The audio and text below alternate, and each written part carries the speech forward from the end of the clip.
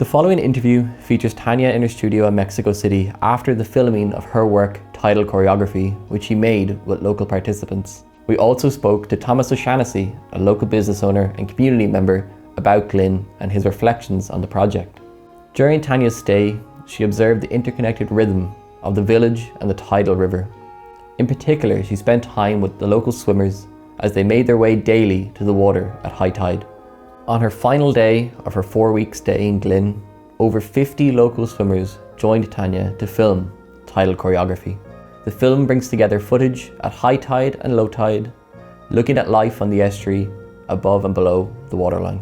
My name is Tania Candiani. I'm an artist from Mexico City, and I participate in the river residencies as an artist.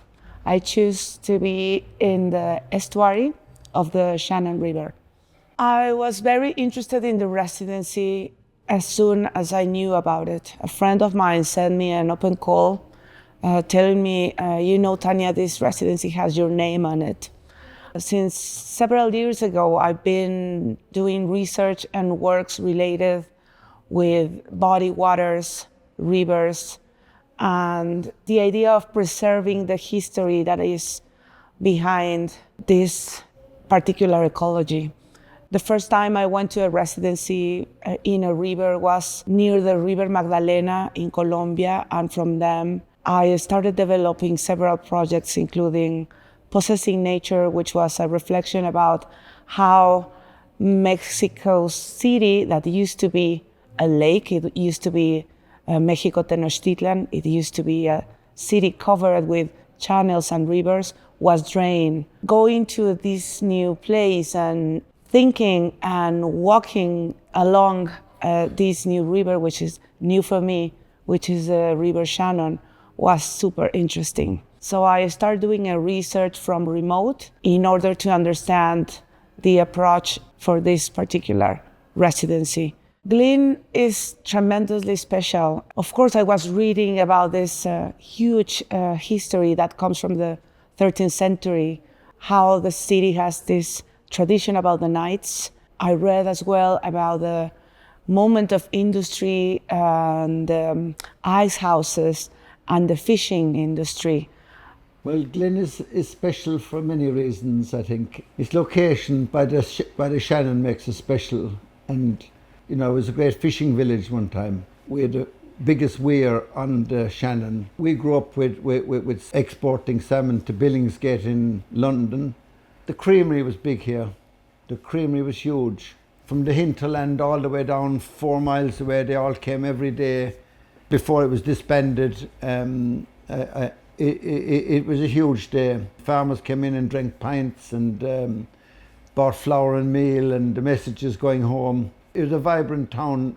Once I arrived to Glin, it was just tremendously beautiful. I was welcoming for all the community, so I will say that Glin has a huge soul. They helped me to walk through the history and the personal history of the persons. That was pretty amazing. I was introduced to her and she was very interested in the little snippets I was giving her. She asked lots of questions and we became friendlier and whatever, and I took her on these walks that she wanted to see these waterfalls I was describing and also where the weir was, and there was a fish dealer here called Pegum.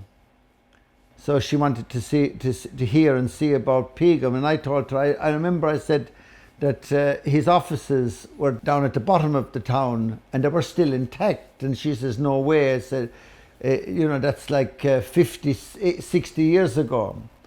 And I arranged anyway that we visit, and so Maurice Mead owns it now, a friend, and so he let us in, and the original weighing scale and all was there for weighing the fish. And the ice house where the fish was stored, all that was there.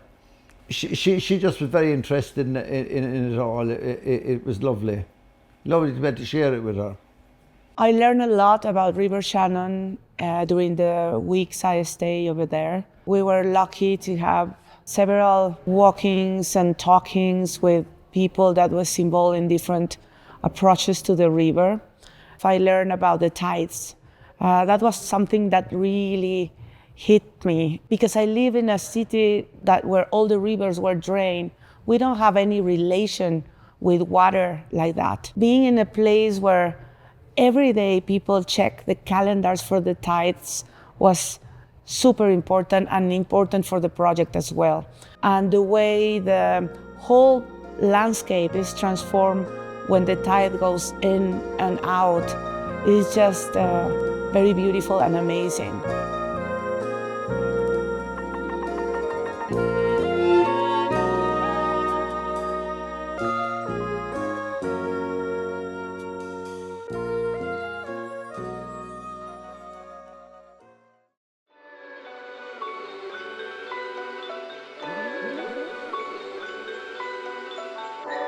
The main part of the project is actually working with the community. The relations that I created with them, I found myself getting really involved in a very emotional way. They made me feel part of the community. I spent amazing afternoons in the pub just chatting. They welcoming me in a tremendously beautiful way. They bring to me books about history. They made photocopies for me in order to learn more about the river. They invite me to be part of the group of swimmers. They gave me rides and walk with me through different landscapes. Without the community, this project will never happen. We opened up to her easily, so the experience was amazing. There's no reason why more shouldn't happen. The local people are very genuine and they'd be up for it. So we'd welcome you back if you ever came. We are in the process of editing the film I had made for the river residencies. It's gonna be a choreography that happens in the river with a group of swimmers, mostly women, that swim in the estuary of the Shannon River. And it was recording in a way to understanding different ways of seeing these bodies, these human bodies related with other kind of bodies, which is a water body. One day I was watching a group of women that regularly swim in the river every day. They were just creating this beautiful choreography, like an involuntary choreography, just in the way they decide how to go from one place to another. The video is gonna be presented in 2 screens. It is related precisely with the tides, the way that the water comes in and out. And that's what I believe was important, to have these 2 moments, 2 points of view of the water coming and forward. Once the water gets back, there's a lot of little universes living over there, bubbling and doing sound and breathing. I think the most important part of the film, it's related with how our species, our human species, relates with other species in terms of care and in terms of navigating. It's just like this big universe of water embracing us.